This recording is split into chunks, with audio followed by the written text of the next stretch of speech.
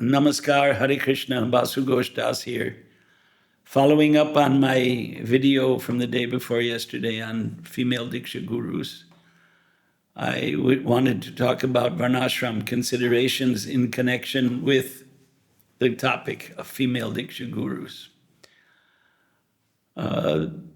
What I understand from the teachings of our spiritual master, His Divine Grace, Srila Abhay Charan Aravinda, Bhaktivedanta Swami Prabhupada, is that his purports in Srimad Bhagavatam, Bhagavad Gita, and Chaitanya Charitamrita were the main body of his teachings for posterity, for his disciples and for humanity. And that Prabhupada represented Vaishnav tradition and not some changed or concocted ideology that had no precedence in the past.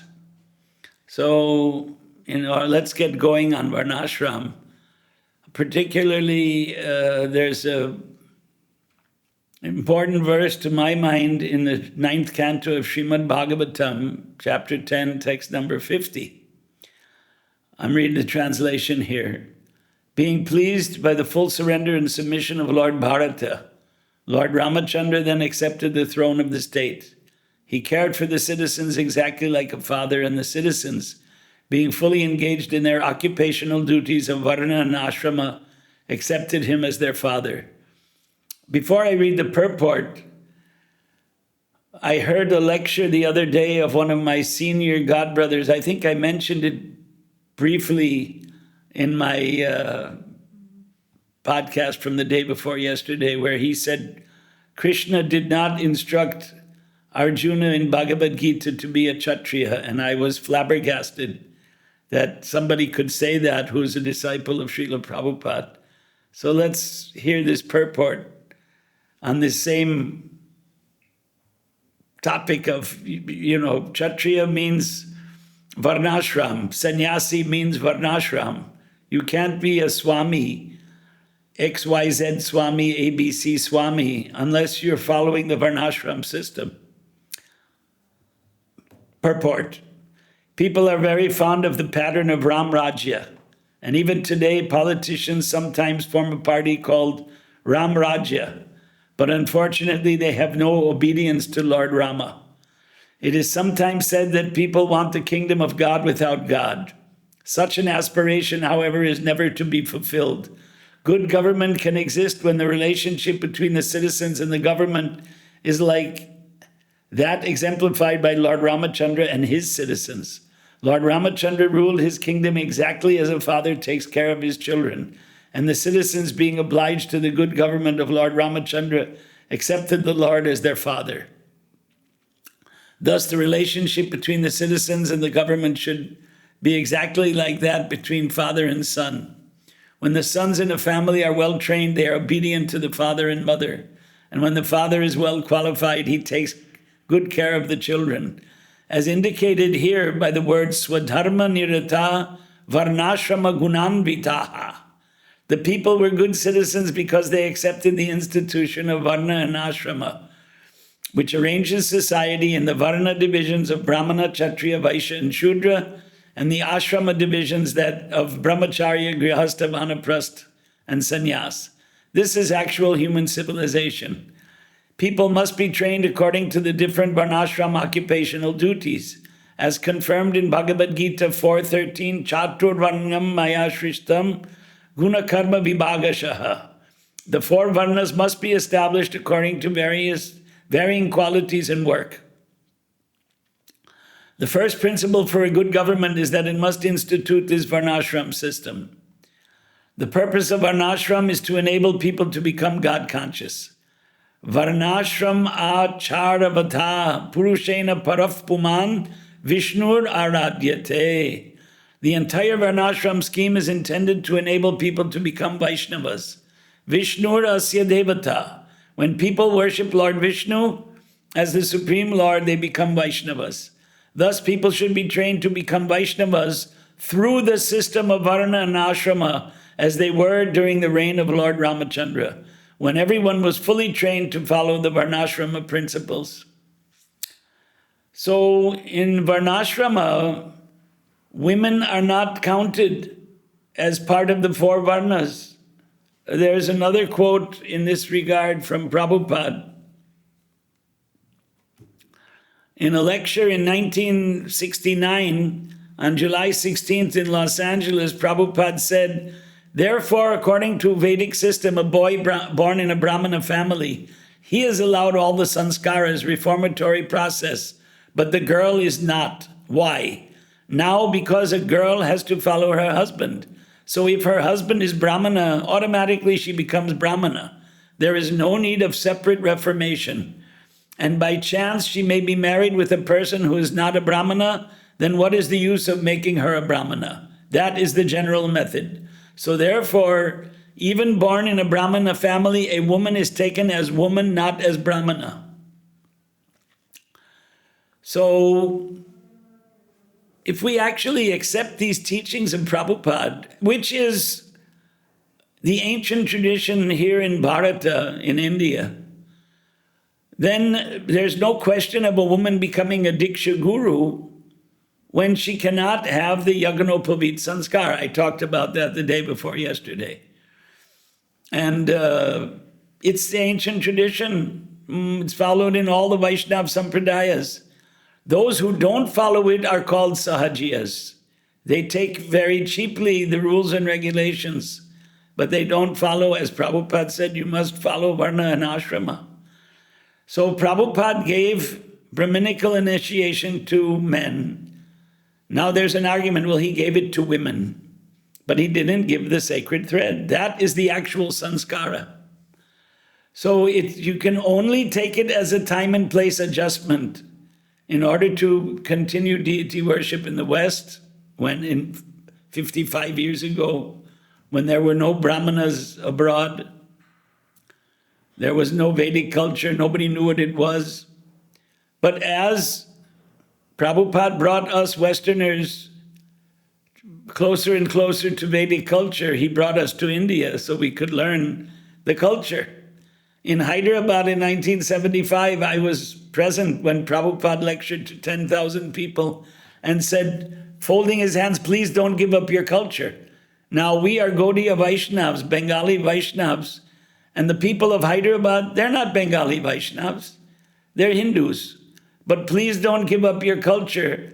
That is the Vedic culture, Varnashram culture that Prabhupada talks about in his purport of Srimad Bhagavatam 9:1050. We were on the train station with Prabhupada in Nellore, and he had a fantastic reception with the mayor, the girls with the coconuts, this is the 10-year-old girls, Nadaswarams, and the Brahmins chanting Veda mantras. And Prabhupada turned to a small group of his disciples, I was one of them, and he said, Vedic culture is more intact in South India. So Prabhupada's mission was to spread Vedic culture and revive it in India, and to spread it all over the world. And what did he want to spread? It was Varnashram Dharma. But a section of ISKCON leaders, some of them are my godbrothers, some are not, but they're saying that Varnashram means the caste system. And when they say that, they're referring to the concept that was communicated by the British occupational leadership of the then British Raj. When the British occupied India for 200 years, they wanted to denigrate the culture, they wanted to discredit the culture, they wanted to convert India to Christianity. By and large, there are exceptions. And so they said, the caste system. And Prabhupada here says that just claiming by birthright is not enough. However, there is a tradition. And that's mentioned in Gita, where Krishna says you get a good birth. In 640, 641, Suchinam Srimatam Gehe, yoga brashta abhijayate. One who could not complete his yoga, linking with God in this life, gets a good birth, suchinam, in a home of pure persons, brahmanas, who study Vedas. And there are still thousands of brahmanas in India. The numbers are dwindling because there are no kshatriyas to protect the brahmanas, who study Vedas. Patana patana, the occupation of a Brahmin is to study and to teach the Vedas. So it was an oral tradition. Veda mantras were learned by Brahmanas, and that could only be learned by hearing it from the Guru after taking the sacred thread, the Yagnopavit. So Prabhupada mentioned that last day before yesterday. I pointed out that verse from Adi, the purport of Chaitanya Charitamrita, Adi Lila, chapter 1, text 46. So people say, well, they're Vaishnavis, so that somehow exempts them from being women. But Prabhupada didn't do that. One of the topmost Vaishnavis, Madhavi Devi, in Chaitanya Charitamrita, Adi Lila, chapter 10, verse 137, Prabhupada in the purport says that Madhavi Devi was a half being a woman. And she's one of the topmost Vaishnavis. So why she wasn't called by Prabhupada a Vaishnavi? Why is she called a woman? Kunti Devi, in her prayer, Katam Pashyema Histriyaha. She was one of the most exalted female devotees of Lord Krishna. But because she was a follower of Vedic culture, Varnashram Dharma started at the time of Lord Ramachandra, what to speak of at the time of Lord Krishna. And she said, how we women can see you. The mood was women are considered, a woman's body is considered a lower birth. And I read from Prabhupada's lecture in Los Angeles, they say women cannot be in the mode of goodness. And he said it twice for emphasis. In Samskrita Bhasha, the language of the Vedic literature, when something is stressed, you say it more than once. Jai means victory. Jai, Jai, Jai. Victory, if you want to say 3 times, it becomes Jayo, Jayo, Jayaha. The O is Sandhi, coalescence. So in Sanskritam, Jayo, Jayo, Jayaha. Victory, victory, victory. Women cannot be. Prabhupada stressed twice. They cannot rise to the mode of goodness. Therefore, a woman cannot take initiation. So how can she give initiation? So Varnashram means Brahmanas, Kshatriyas, and Vaishyas are called the Dvijas. Dvi, 2, Ja, Janma, second birth. By the sanskara, the reformatory process of having the sacred thread. And the sacred thread is meant for studying the Vedic mantras and then performing Vedic sacrifices, fire sacrifices. Lord Krishna and Sudama were disciples of Sandipani. As I mentioned in my video the day before yesterday, in the 10th canto, chapter 45, Krishna's sojourn, Krishna's stay at Avanti, at the home of Sandipani, is described. And Sudama and Krishna were sent by Sandipani to get wood. Now the wood was used for 2 purposes, cooking and performing fire sacrifices. And Ramayana and Puranas, they describe sages residing in the forest and performing Vedic fire sacrifices. The story of Lord Ramachandra in the Valmiki Ramayana, Vishwamitra comes to Ayodhya and asks Rama's father Dasarath that I need Rama and Lakshman to come with me because a demon is attacking my ashram where I'm performing the fire sacrifice and won't allow us to perform that sacrifice. And so Dasharatha didn't want to part with Rama and Lakshman. No, don't take them away.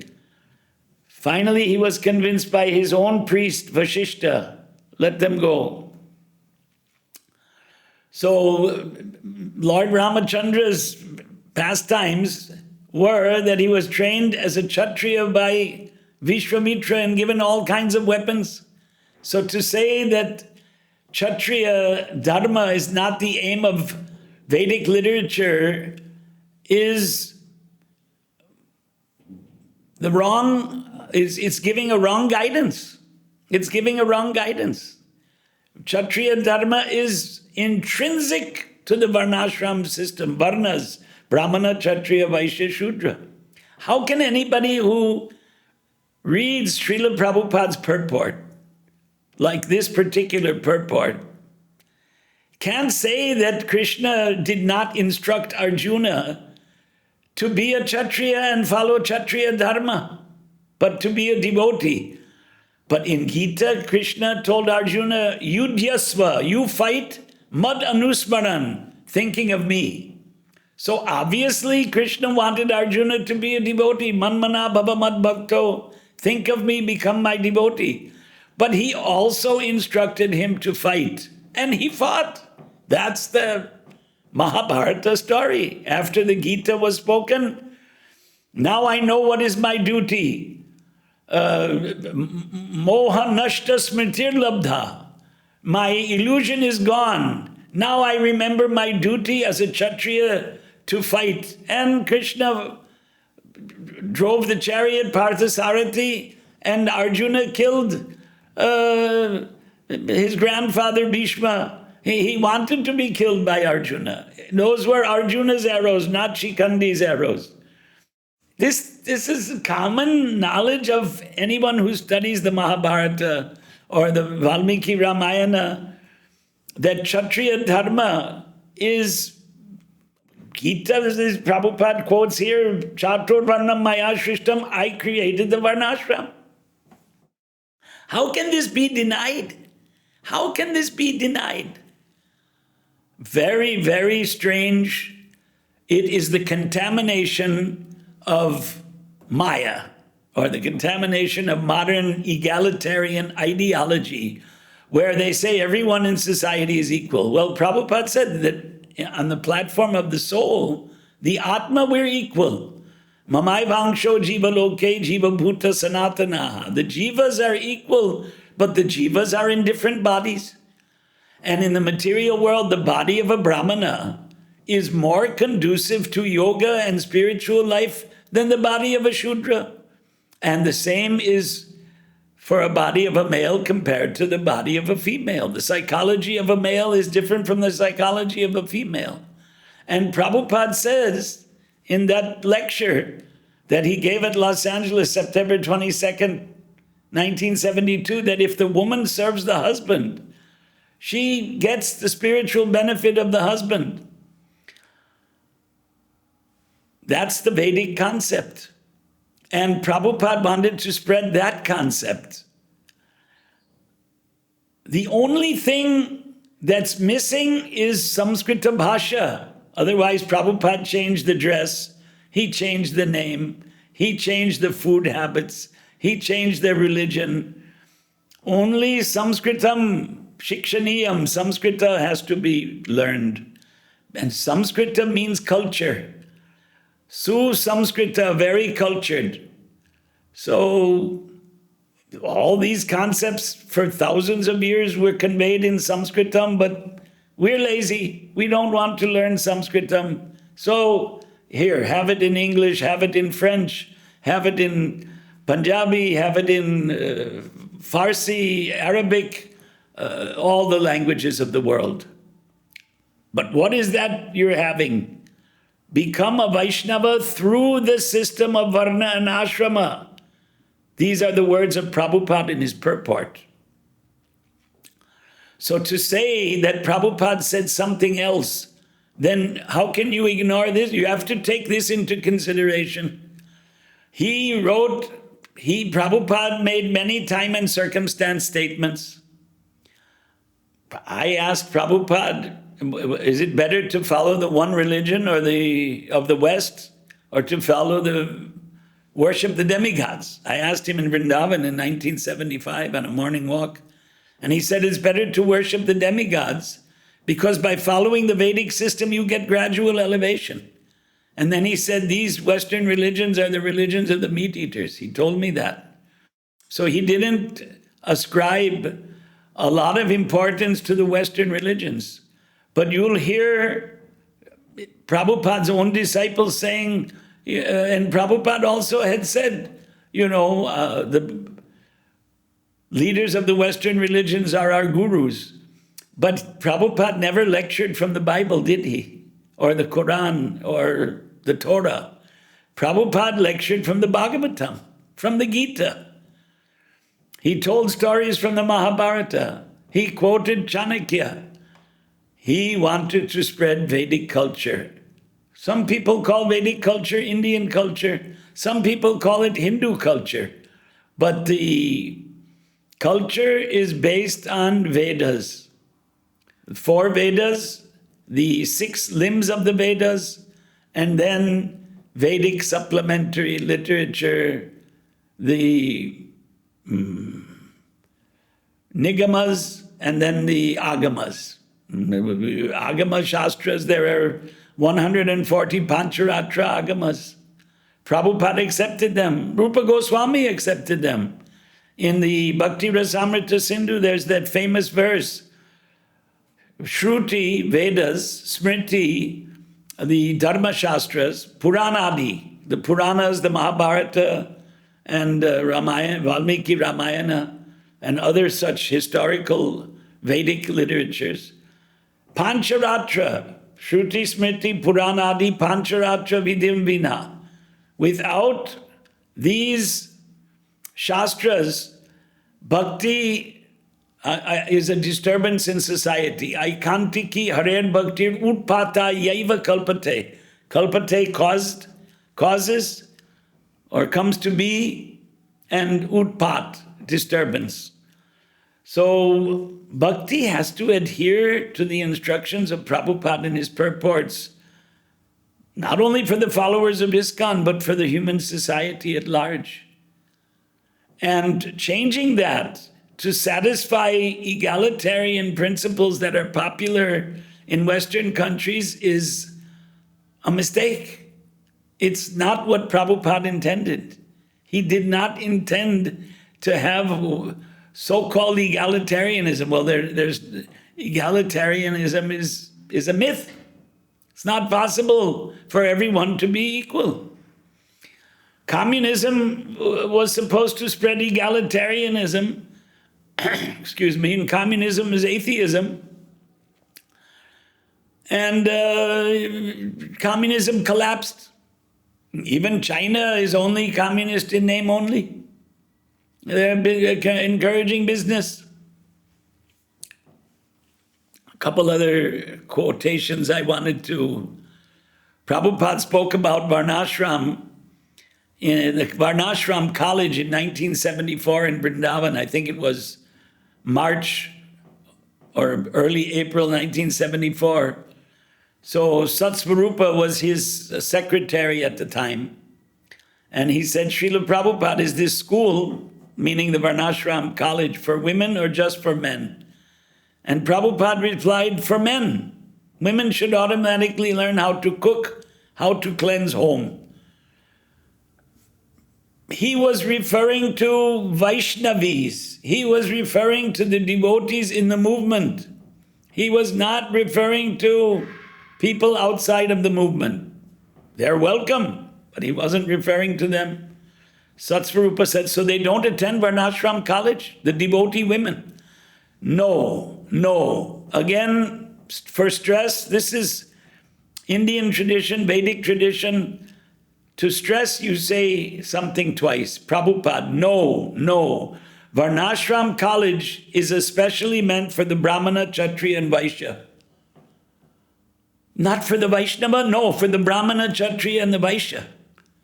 He didn't say it's for Vaishnavas and not for the followers of the caste system. He said it's for Brahmana, Kshatriya, and Vaishya. Those not fit for education, they are Shudras. That's all. And he was referring to the labor class and the women.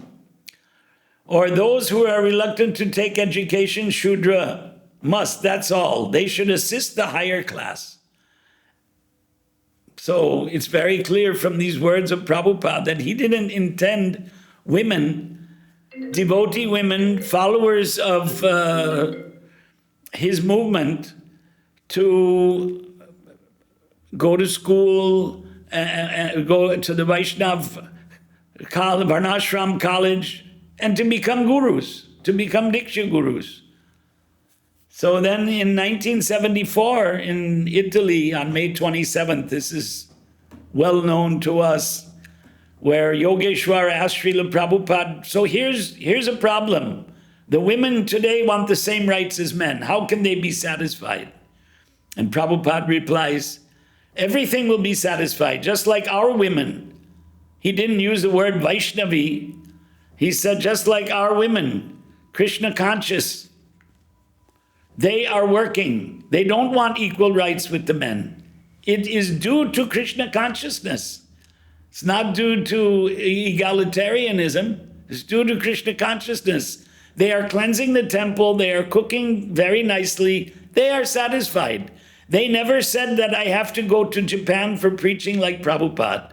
They never say, this is artificial. So Krishna consciousness means work in his constitutional position. The women, men, when they remain in their constitution, there will be no artificial, and then it got cut off. This idea that Prabhupada spoke about has been violated by the ISKCON leadership by passing resolutions calling for equality for women. Passing such resolutions denies the Varnashram idea that Prabhupada was teaching and that Krishna himself taught in the Gita. It's contamination, it's pollution, it's wrong, and it should be corrected. Okay, a mistake was made. Let's correct that mistake. We don't hate anybody. Vasudhaiva Kutumbakam. That's a Vedic concept that the whole world is one family. And there's also the concept Krinvanto Vishwamaryan in the Rig Veda. Make everyone a follower of Vedic civilization. That's what a preaching mission is supposed to do. That's what Prabhupada was preaching. He wasn't preaching some new concocted thing. In the 1970s, when ISKCON came under attack in the West, particularly the United States, and conservative, wealthy parents of devotees hired kidnappers who were called deprogrammers to take their children away from the movement, we had to publish a book. We are a bona fide Hindu sect. We didn't concoct, it's not a cult that somebody concocted out of his mind. We are following an ancient tradition. Now we don't want to follow that tradition. We don't want to wear the tilak. We don't want to put neck beads.